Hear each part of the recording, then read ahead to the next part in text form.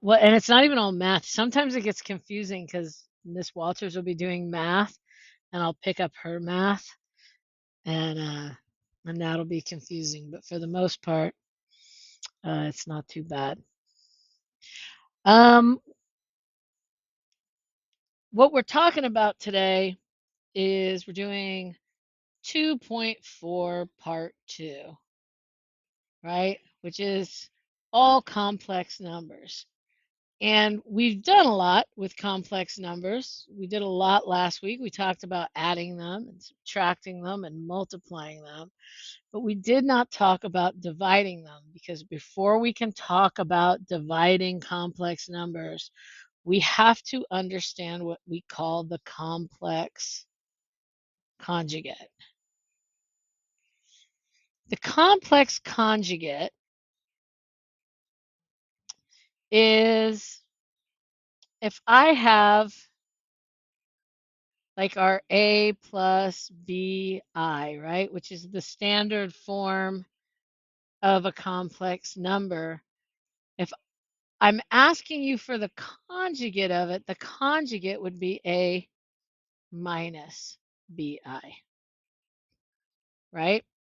The reason we find it is, the reason we're looking for it is because earlier I mentioned that we can't have I in the denominator. We can't have any kind of an imaginary number in the denominator of an equation. And so the way we get rid of it is by multiplying the denominator by its conjugate. Now, if I have 1 plus I and I want to find the conjugate, it would just be 1 minus I. And if I want to multiply by that conjugate, think about this. This is 1 plus I times 1 minus I. This is why we use the complex conjugate, because if I multiply 1 times 1, I get 1. And if I multiply 1 times minus I get minus I. And then I'd multiply I times 1 and I get plus I. And if I multiply I times negative I get negative I squared, right? Well, if I look at this, minus I plus I, those cancel, right? So I have 1 minus I squared. What does I squared equal?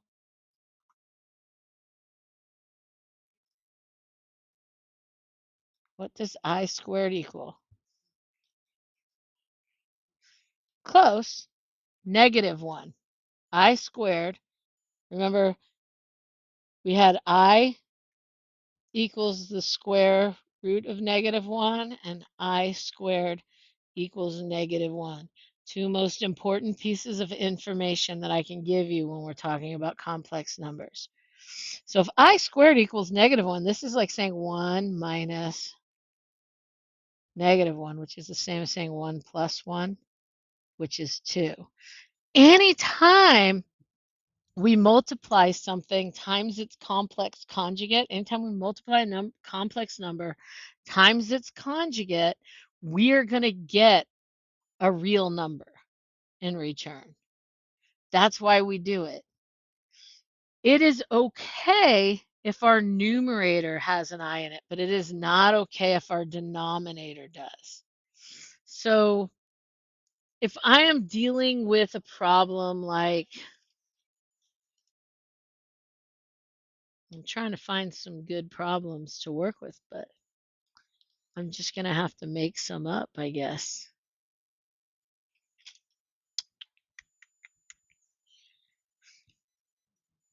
So if I have something kind of basic, like, for example,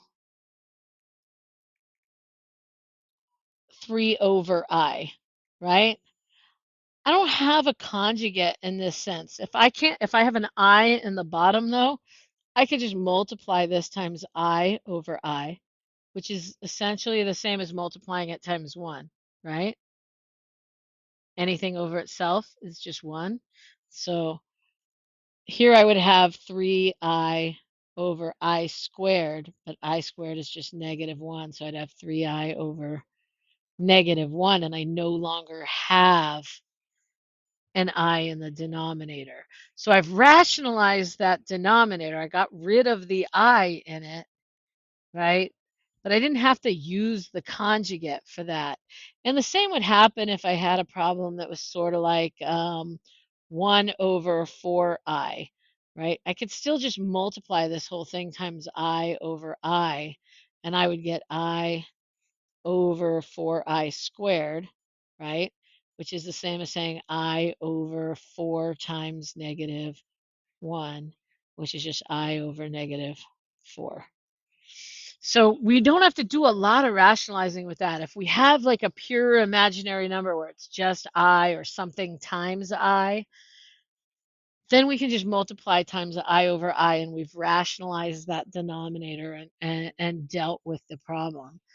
But we're not always going to be so lucky as to get problems like that. Sometimes we're going to get stuff like, say I have 2 over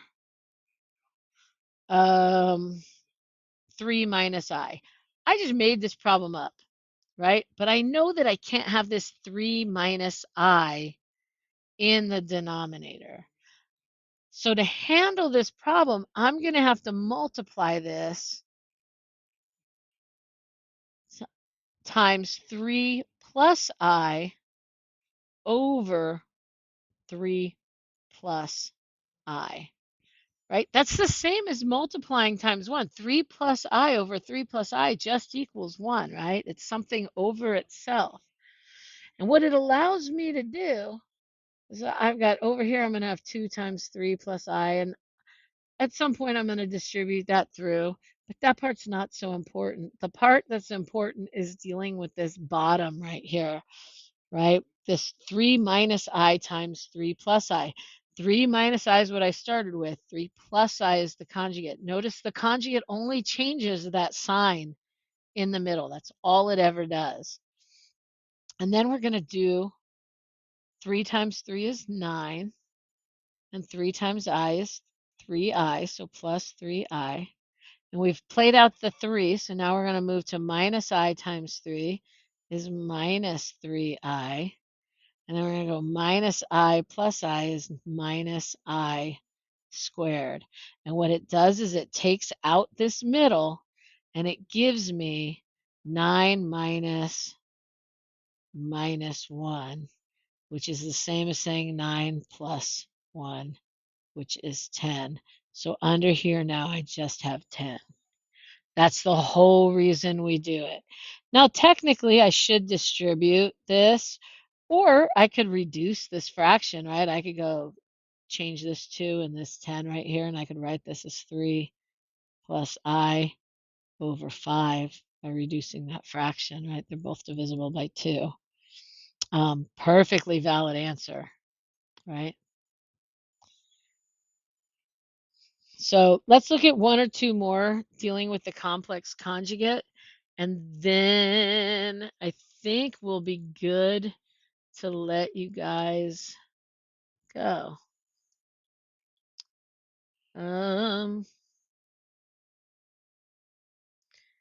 What if I have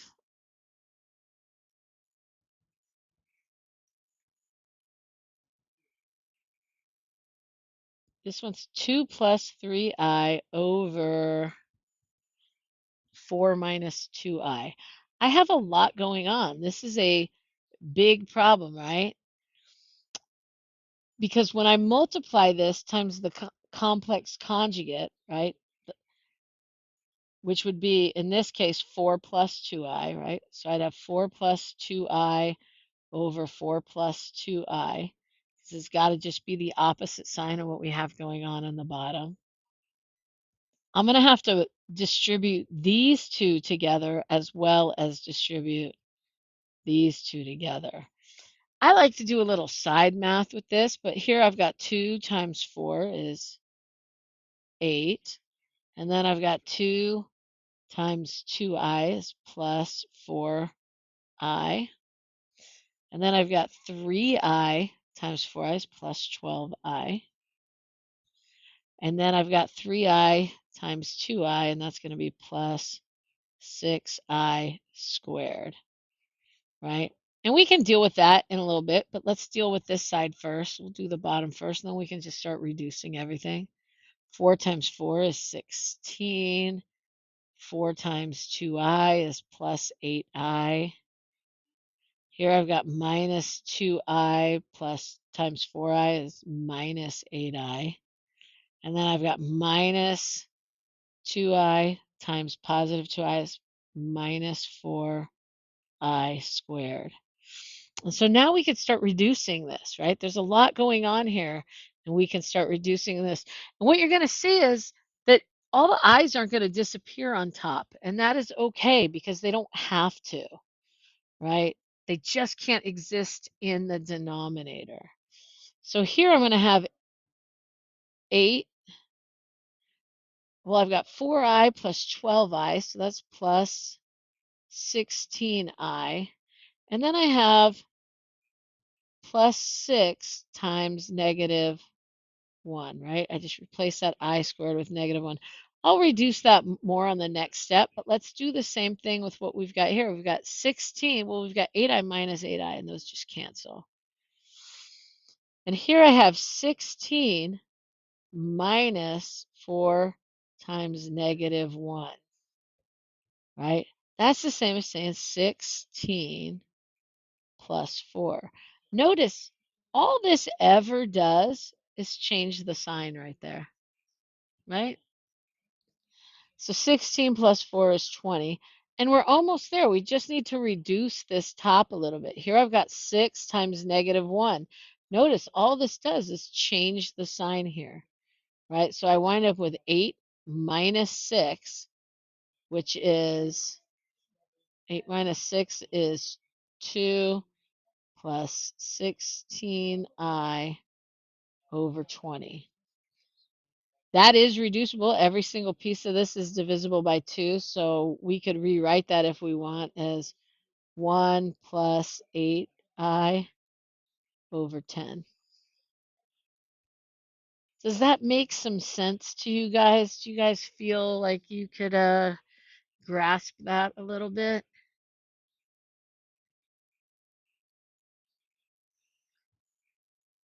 The whole idea is that we have to multiply it times that conjugate, that opposite, just to get rid of the i's in the denominator.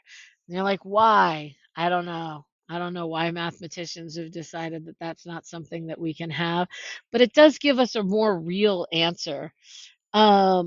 Occasionally, or even regularly, you might see this as 1 over 10 plus 8i over 10, and then they'd reduce this more, and it'd be 1 over 10 plus 4 over 5i. Both are equally right. You know, this is more the standard form of how you would write it in terms of a complex number, but both of those are equally correct. How will it play out in WebAssign? I don't recall ever having a problem entering solutions like this in the past. But if you do, just try and break them apart, right? Do like 1 over that fraction. Because anytime you have a fraction, anytime if I have like 2 over 3 plus 7i, that's always this.